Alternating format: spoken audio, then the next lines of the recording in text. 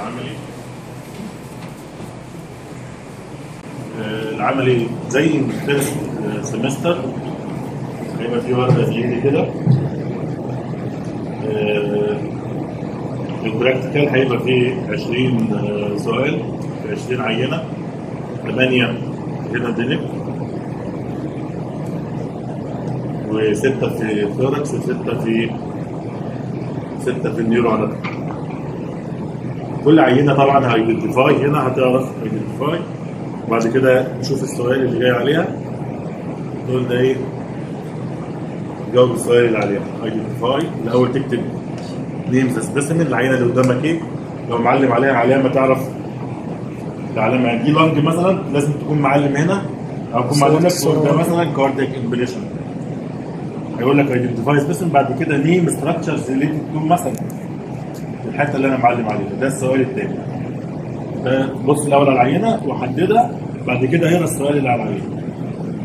خلاص، ده طريقه سهله لانكم عارفين طريقه لانكم امتحنتوا فين في الفيرست سمستر. عندنا ثوركس وعندنا هيد اند نيك وعندنا نيورو، وقلنا الهيد اند نيك هيبقى فيه حوالي 8 وهنا 6 وهنا 6. طيب انا بالنسبه لي هرجع لك، هتبقى عارف حوالي 80% من الاسئله كتير، يعني تعرف، يعني بحيث ان انت لو رجعت معايا او شفت الفيديو اللي بعد ما يبقى انت مذاكر نظري، يبقى هيدوب ايدنتيفاي سبيسيمن هتجاوب، عرفت ايدنتيفيكيشن هتجاوب بسهوله. انا ناقشت مع الدكتور اسلم الصباح والامس وقلت له انت لو ناوي تجيب لهم صور يبقى لازم تعرفهم الصور دي وتوريها لهم قبل الامتحان، يعني تجيب لهم صور زيها وتقول لهم الطريقه ازاي، عشان انت ما تتفاجئش بالامتحان بصوره ما انتش فاميليار بيها وما انتش عارفها. فاتفق معايا ان هو هيجيب كام صوره ويجي، بس هو لسه دلوقتي اتصل بيه على ما يجي هيشوف المجله هيجيب له، هيوريك الصور اللي هو ممكن يجيبها. هو بيستعين بيها لما يكون النيورو عايز يوريك حاجه مش عارف يعلم عليها، فيجيب صوره ويعلم عليها وتجيب العينه جنبها. في حاجات صغيره ما بتعرفش انت ايه، ما نعرفش نعلم عليها تاني. بعد كده احنا عندنا اول حاجه في الثوركس، عندنا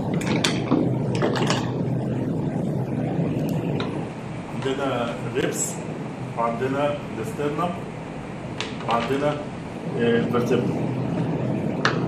الثوراسيك فيرتبرا عندنا 12 ثوراسيك فيرتبرا. رقم واحد اهي، رقم واحد ثوراسيك هي دي اللي اتيبيكال.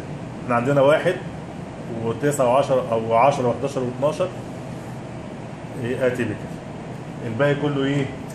تيبيكال. هنبص للتيبيكال، خلينا في التيبيكال الاول، اي واحد هيشوفها يعرفها. او لا، البودي هتلاقيه هارت شيب وده فيرتبرال فورامين ده السوبيريور ارتيكولار بروسيس والانفيريور ارتيكولار بروسيس، ده السباين، ده الترانسفيرس بروسيس. اللي بيميز اي ثوراسيك فيرتبرا ان في نوع على البودي فاسيت عشان الريبس. خلاص، ايدنتيفاي دي تعرفها على طول اهو. هتقول ايه تيبيكال؟ السؤال يعني دي تيبيكال ثوراسيك فيرتبرا. السؤال ممكن يجي ازاي؟ يقول لك mention two joints او how the two vertebrae connected to each other او ligaments. قول ligaments. في هنا anterior longitudinal ligament وهنا posterior longitudinal ligament وانتر ترانسفيرس ليجامنت وهنا الليجامنتال فيلافوم. اي ليجامنت تقوله صح. لو جبت لك مثلا ايدنتيفاي وعليها سؤال يبقى ده عليها واحد وده عليها واحد، عليها واحد وده عليها واحد، ايدنتيفاي عليها واحد وده ايه؟ ده تيبيكال، اي واحد فيكم يعرفها صح؟ تيبيكال ثوراسيك فيرتبرا. طيب احنا خلاص سيبنا من ايه؟ من 10 و11 و12 عشان اختلافات صعبه عليك شويه، فهن ايه؟ هنركز على الفيرست. ليه دي فيرست؟ ده الفيرست ثوراسيك فيرتبرا، يعني اتيبيكال، ما هياش زي التيبيكال. طب ليه قلت ان هي مش سيرفايكال؟ عشان ما فيش هنا فورامين في الترانسفيرس بروسيس، والبودي شكله كدني شيب زي السيرفايكال اللي فوق، لكن في هنا فاسيت اهو اللي عليه علامه حمراء دي، وهنا فاسيت.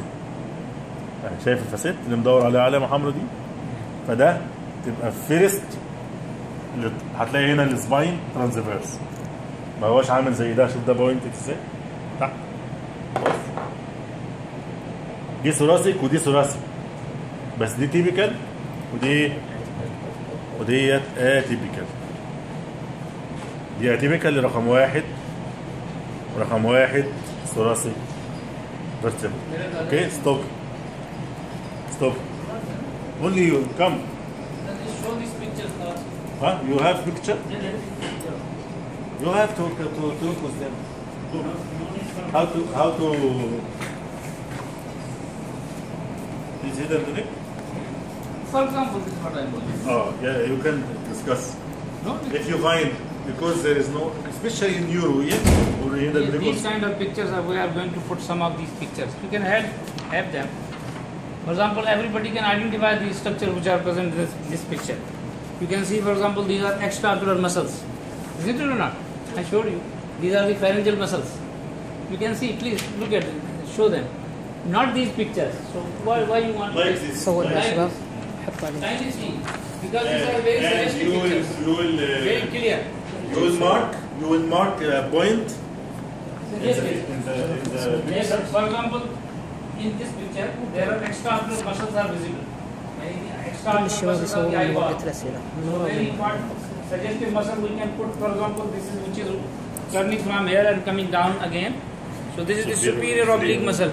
So this is the lateral rectus muscle. So therefore, this is how we are going to put very suggestive picture, almost like the modern sizing. You will feel it comfortable with these pictures. I think. Hold it, keep it with you, because these are not the pictures which we are going to put naturally. But they some of them from head and neck region, some of them from brain, for example, superolateral surface of the brain and medial surface of the brain, inferior surface of the brain. We can ask important sulci and important gyri, not unnecessary thing. For example, have you ever heard of angular gyrus or supramarginal gyrus? Have you ever heard? Yes. No, because we never mentioned this. These gyruses are also present on the superolateral surface. We never talk about supramarginal gyrus and angular gyrus. So there are many gyruses present. Lingual gyrus is there on the medial surface. We never talk about the lingual gyrus. So we talk about precentral gyrus, postcentral gyrus, superior temporal gyrus, middle temporal gyrus, inferior temporal gyrus, superior parietal lobule, inferior parietal lobule. These are the things. And the central sulcus and the collateral sulcus and the parieto-occipital sulcus and the calcarine sulcus, the collateral sulcus, the callosal sulcus. These important sulcus. So everybody should know about these sulcus. So we may ask about some sulcus. We may ask about some, for example, gyrus. And the next question will be, for example, in the gyrus, which functional area is located in your opinion in this place? This is the most important, the second question. Like this. You need to study. So I am giving you example. For example, brainstem. There is a picture of brainstem. There was a question in the quiz also. Frontal view of the brainstem. So which cranial nerves you can see coming out from the brainstem, from midbrain, from pons, from medulla oblongata, junction of the pons and medulla oblongata. So you should identify this is abducent nerve, this is facial nerve, this is the vestibulocochlear nerve, this is the hypoglossal nerve, this is the glossopharyngeal nerve, vagus nerve, etc. These nerves are all coming out from them. So these are the features, these are the structures which we are going to ask. Even we will not ask about, for example, the parts of the vermis of the cerebellum. But at least you should be able to know the structure which is connecting the two lobes of the cerebellum is known as vermis. So this is how we are going to ask. So if you make the things yourself difficult, then similarly, for example, pharynx, muscles of the pharynx, superior constrictor, middle inferior constrictor, or any muscle of the larynx, for that matter, particularly the muscle which we can see from outside, cricothyroid, the muscles which are supplied by which cranial nerve, for example, identify this muscle. For example, which is the only external muscle of the larynx is cricothyroid. So if we mark this one, name this muscle. Next question, which nerve supplies this one? So you should know about which muscles of the larynx are supplied by which nerve, which muscle of the larynx, which muscle of the pharynx is supplied by which nerve. So these are the things. For example, tongue, if there is a picture of the tongue, for example. So the related question will be from if the anterior two-third, which nerve carries the taste sensation from here? If there is a posterior third, which nerve carries the taste sensation from here? So the thing is that you should know the subject. Then everything is all right. For example, if I don't know the name of this structure, everybody knows this one or not? But I don't know the name. So this becomes difficult for me. So you put one mark over here, what is the name of this structure? I don't know, this is known as door. So it becomes difficult.